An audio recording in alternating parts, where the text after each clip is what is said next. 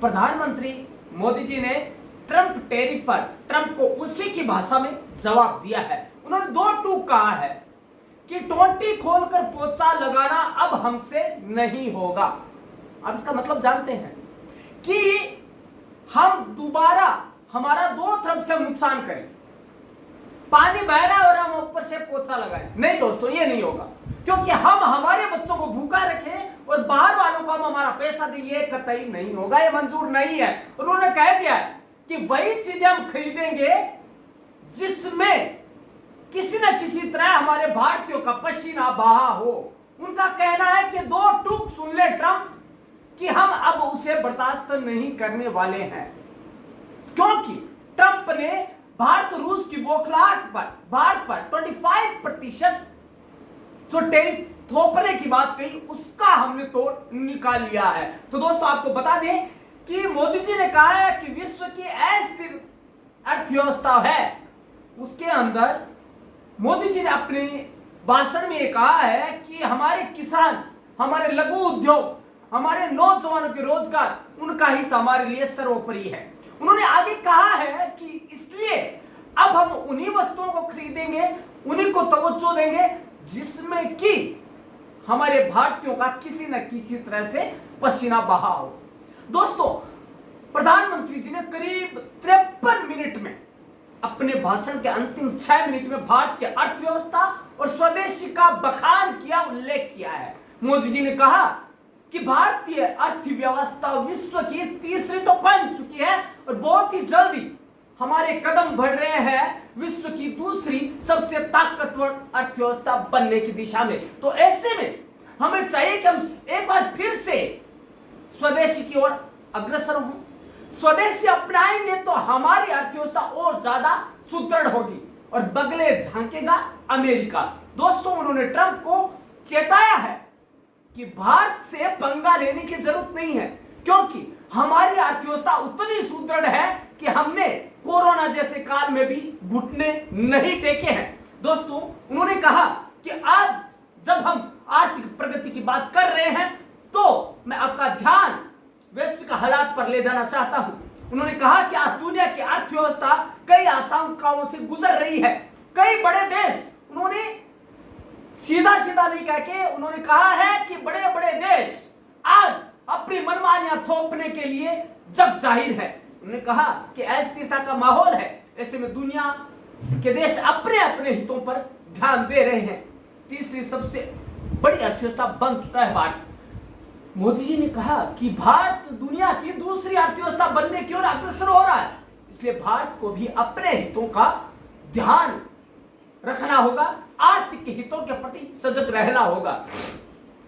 किसान, लघु उद्योग, नौजवान, इनका हित हमारे लिए सबसे ऊपर है। सरकार इस दिशा में प्रयास भी कर रही है, लेकिन देश के नागरिक के रूप में हमारे भी कुछ दायित्व है।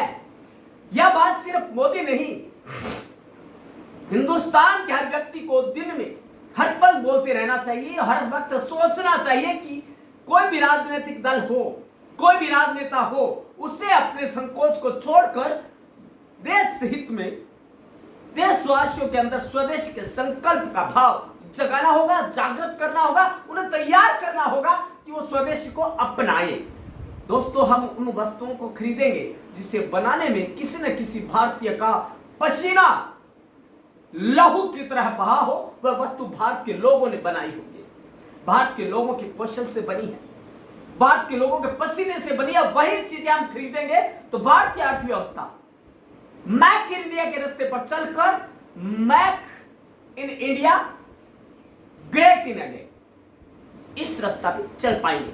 वोकल फॉर लोकल मंत्र को ही हमें अपनाना हो। दोस्तों, हमें वोकल फॉर लोकल के मंत्र को अपनाना होगा, तभी हम जो देश की अर्थव्यवस्था है उसको सुदृढ़ बना पाएंगे। और जो हमें कुछ अपने आप को बहुत बड़े अर्थव्यवस्था वाले अर्थशास्त्री कहलाते हैं, वो देश हमारे ऊपर कुछ शर्तें थोपना चाह रहे हैं, तभी उनको अक्ल ठिकाने आएगी। दोस्तों, ये इस समय बात आई जबकि भारत यूके, जापान जैसे देशों के साथ अपनी ट्रेड डील कर रही है, वो भी without any tariff, free tariff. तो ऐसे में ट्रंप साहब का बौखलाना जायज है, वो बौखला रहे और बौखलाहट के मारे कुछ न कुछ आए दिन बोलते रहते हैं, लेकिन उनको अब दो टूक जवाब मिल गया होगा मोदी जी की भाषा में। दोस्तों, मोदी जी ने कहा कि हमारे घर पर जो भी नया सामान आएगा वह स्वदेशी ही होगा। यह जिम्मेदारी हर देशवासी की होनी चाहिए, केवल एक नेता या एक प्रधानमंत्री की नहीं। उन्होंने व्यापारियों से स्वदेशी माल ही बेचने का अनुरोध किया है। उन्होंने कहा स्वदेशी माल बेचने का संकल्प भी देश की सच्ची सेवा है। दोस्तों, त्योहारों के महीने आने वाले हैं, रक्षाबंधन, गणेश चतुर्थी, संवत्सरी, उसके बाद आपका ये नवरात्रा, फिर दशहरा, फिर दिवाली। दोस्तों, बहुत से त्योहार आने वाले हैं। उसके बाद शादियों का सीजन है। इस दौरान स्वदेशी वस्तुओं को ही खरीदना हमारे लिए और हमारे देश के लिए हितकर होगा। प्रधानमंत्री ने अपने देश के आम लोगों, व्यापारियों को स्वदेशी का संकल्प लेने का आह्वान किया है। उन्होंने कहा है कि वर्तमान में हर देश अपने अपने आर्थिक हितों पर फोकस कर रहा है, तो ऐसे में क्यों ना हम संकल्प ले कि हम वही खरीदेंगे जो कि made in India, make in India होगा और जिसमें पसीना बहा होगा हमारे भारतीय का। दोस्तों, इसके अलावा उन्होंने ये कहा है कि साफ तौर पर भारत अब हर चीज को परखने के लिए सिर्फ एक ही तराजू का इस्तेमाल करेगा और वो है भारतीय का पसीना। भारत का पसीना जिस चीज में लगा होगा वही वो खरीदेगा, यही हमारा संकल्प होना चाहिए। उन्होंने कहा कि वक्त आ गया है कि जब देश का हर नागरिक, हर दुकानदार और हर उपभोक्ता इस मंत्र को अपनाए। कौन सा मंत्र? Vocal for local. और वही खरीदेंगे जो भारत में बना हो, जो भारतीय हाथों ने गढ़ा हो और जिसमें भारतीय का पसीना लगा हो। दोस्तों, हमारा पैसा है, वो हमें सोच रहा है कि हमें कैसे लगाना है। उन्होंने कहा कि वैश्विक अस्थिरता के दौर में भारत को तीसरी बड़ी दिशा अर्थव्यवस्था बनने के बाद दूसरी अर्थव्यवस्था की ओर कदम रखने जा रहा है, जिसमें हम सभी भारतवासियों की एक बड़ी जिम्मेदारी बनती है देश को बड़ा और सुदृढ़ अर्थव्यवस्था वाला देश बनाने की। दोस्तों, आज दुनिया की अर्थव्यवस्था कई आशंकाओं से गुजर रही है, अस्थिरता का माहौल है। ऐसे में दुनिया के देश अपने अपने स्वहितों पर फोकस कर रहे हैं। क्यों ना भारत भी वोकल फॉर लोकल का मंत्र अपनाए। ऐसा होने पर ही हम आगे बढ़ पाएंगे और हमारा एक कदम स्वदेशी की ओर हमारी अर्थव्यवस्था को बहुत आगे ले जा सकता है, क्योंकि भारत बड़ी जनसंख्या वाला देश है और यहां पर युवाओं का जोश है और युवाओं का संकल्प है। दोस्तों, उन्होंने कहा कि स्वदेशी का संकल्प लें, देश के लोग हम उन चीजों को खरीदें जो कि हमारी अपनी हो, हमारे लोगों का उसमें मेहनत लगी हो, बहा उसमें पसीना या उससे कनेक्ट हो हमारी आत्मा। दोस्तों, हमें वोकल फॉर लोकल के लिए लड़ना होगा, हमें आगे बढ़ना होगा, तभी हम आगे बढ़ पाएंगे। दोस्तों, यूपी में ब्रह्मोस उन्होंने एक बात और कही कि यूपी में ब्रह्मोस बनने जा रहा है, जो हमारे लिए बहुत बड़ा फक्र की बात होने वाली है। दोस्तों, उन्होंने कहा कि अमेरिकी राष्ट्रपति ट्रंप ने भारत को डेडली इकोनॉमी कहा है, मृत्यु अर्थव्यवस्था कहा है, लेकिन इस पर ट्रंप ने भारतीय वस्तुओं के आयात पर 25% टैरिफ लगाने की बात कही है, जिसमें रूसी सैन्य उपकरण तथा कच्चा माल खरीदने पर जुर्माना लगाने की कोशिश की है। उन्होंने कहा है कि हम जुर्माना लगाएंगे यदि भारत ने रूस से कोई सामान खरीदा तो। दोस्तों, क्योंकि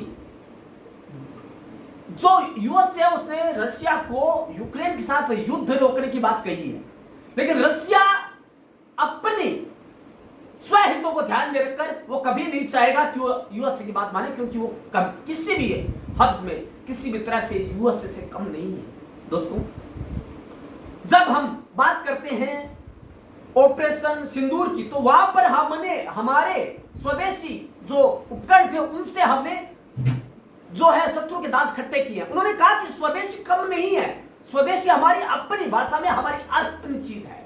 और हमने क्या किया है, ऑपरेशन सिंदूर में भी दिखाया कि हमारे स्वदेशी उपकरण, हमारे स्वदेशी हथियार किस हद तक मार कर सकते हैं। दोस्तों, और जब अर्थव्यवस्था की बात आती है हमारे देश की, तो इसमें हमारे नौजवानों की जो एकता है, जो संकल्प है, वो बहुत आगे चलकर अर्थव्यवस्था, भारतीय अर्थव्यवस्था को विश्व की पहली अर्थव्यवस्था बनाने के लिए तैयार है। लेकिन दोस्तों, उन्होंने ये भी कहा कि अब ट्रंप को सोचने की जरूरत है कि वो टैरिफ लगाए या नहीं लगाए, उनकी मर्जी है, लेकिन हमने सोच लिया कि हम हमारे स्वदेश के मंत्र पर चलेंगे।